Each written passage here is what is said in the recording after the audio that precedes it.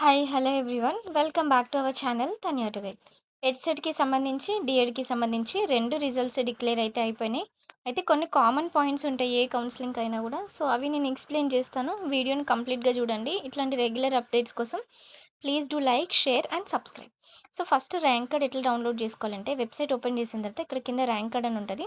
Me EdCET hall ticket number, date of birth enter చేసి view rank card పైన click చేస్తే మీకు rank card అయితే ప్రింట్ తీసుకోవచ్చు. మీరు మొబైల్‌లో సేవ్ చేసుకోండి. నెట్ సెంటర్‌కి వెళ్ళి ప్రింట్ ఔట్ తీసుకోవచ్చు.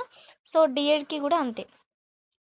2 గూడా మీరిట్లా కాకపోతే డీఎడ్‌లో ఏంటంటే డేట్ ఆఫ్ బర్త్ ఎంటర్ చేయాల్సిన అవసరం లేదు. Just hall ticket number enter చేస్తే మీ ర్యాంక్ కార్డ్‌ని మీరు డౌన్‌లోడ్ చేసుకోవచ్చు. అయితే ఇక్కడ రెండింటికి సంబంధించి ఫస్ట్ మనకి ర్యాంక్ కార్డ్ డౌన్‌లోడ్ చేసుకున్నాక మనకి కౌన్సెలింగ్ ప్రాసెస్ స్టార్ట్ అయితది. మీరు ఫస్ట్ రిజిస్ట్రేషన్ చేసుకోవాలి. రిజిస్ట్రేషన్ అయిపోయినంక మీరు కౌన్సెలింగ్‌కి వెళ్ళాలి. కౌన్సెలింగ్‌కి వెళ్ళి వచ్చిన తర్వాత అంటే certificate verification counselling nothing but. So, certificate verification అయిపోయినంక మీరు వెబ్ ఆప్షన్స్ ఆప్ట్ చేసుకోవాలి. రెండింటికి ఇదే ప్రొసీజర్. డీఎడ్‌కైనా, బీఎడ్‌కైనా గూడా. సో, ఆ తర్వాత మీరు పెట్టుకున్న కాలేజెస్‌ని బట్టి మీకు సీట్ రావడం జరుగుతది.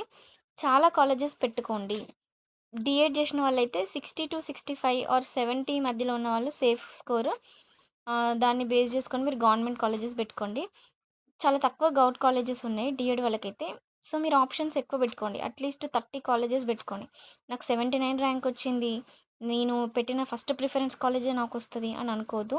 ఎందుకంటే ఎస్సీ, ఎస్టీ, బీసీలో ఇంకా చాలా సబ్ కేటగరీస్ ఉంటాయి. సో, ఈ కేటగరీస్ అన్నింటిని బేస్ చేసుకొని మీకు సీట్ అయితే ఇస్తారు కాబట్టి, మీరు పెట్టుకున్న కాలేజే రాకపోవచ్చు. అండ్ నేను అందరికీ సజెస్ట్ చేసేది మీరు బీఎడే చేయాలనుకున్నా, డీఎడే చేయాలనుకున్నా కూడా మీరు ఫస్ట్ గవర్నమెంట్ కాలేజెస్‌ని పెట్టుకోండి. సో, డీఎడ్ కాలేజెస్‌ని మీరు ఆప్ట్ చేసుకోండి. సో, ఏవైనా గూడా 30-40 వెబ్ ఆప్షన్స్ పెట్టుకోండి. అండ్ ఫేజ్ 1లో మీకొచ్చిన కాలేజ్ గనక మీకు నచ్చలేదంటే, మళ్ళీ go for second phase. Second phase దగ్గరికి వెళ్ళి ఆప్ట్ చేసుకునేదాకా గూడా వెయిట్ చేయండి. అయితే ఫీజ్ రియంబర్స్‌మెంట్ గురించి చాలామంది డౌట్స్ అడుగుతున్నారు. డీఎడ్ వాళ్ళకైతే మీకు ఓన్లీ ఇంటర్మీడియేట్ టీసీ వరకి ఉంటే సరిపోతుంది. మీకు హైయర్ గ్రేడ్ ఇప్పుడు మీరొక బీటెక్ స్టూడెంట్.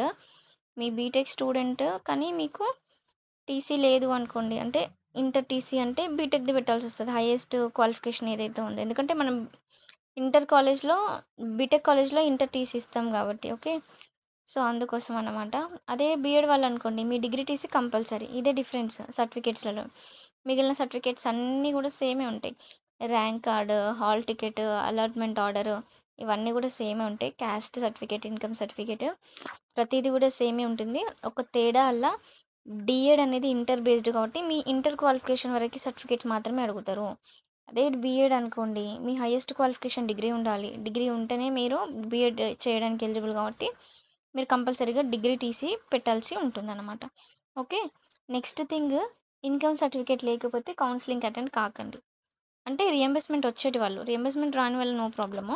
ఎందుకంటే మళ్ళీ మీరు ఆ సర్టిఫికేట్ తీసుకొని సబ్మిట్ జేసి పెద్ద ప్రాసెస్. మీరు మీ కౌన్సెలింగ్ టైం వరకల్లా చేతిలో ఇన్‌కమ్ సర్టిఫికేట్ ఉంటే వెళ్ళండి. లేకపోతే వచ్చే వరకు కొంచెం వెయిట్ చేసి కౌన్సెలింగ్‌కి అయితే అటెండ్ అవ్వండి. లేదంటే మళ్ళీ వెళ్ళి సర్టిఫికేట్ సబ్మిట్ జేయడం కొంచెం ప్రాసెస్ ఉంటది. And it's very lengthy. So, అందుకోసమనే నేను ఇట్లా సజెస్ట్ చేస్తున్నాను. నెక్స్ట్ రిజిస్ట్రేషన్ ప్రాసెస్ ఎట్లా జేసుకోవాలి ఏంటి అనేది నేను ఫర్దర్ వీడియోస్‌లో చెప్తాను. ఇట్లాంటి రెగ్యులర్ అప్డేట్స్ కోసం please do like, share and subscribe.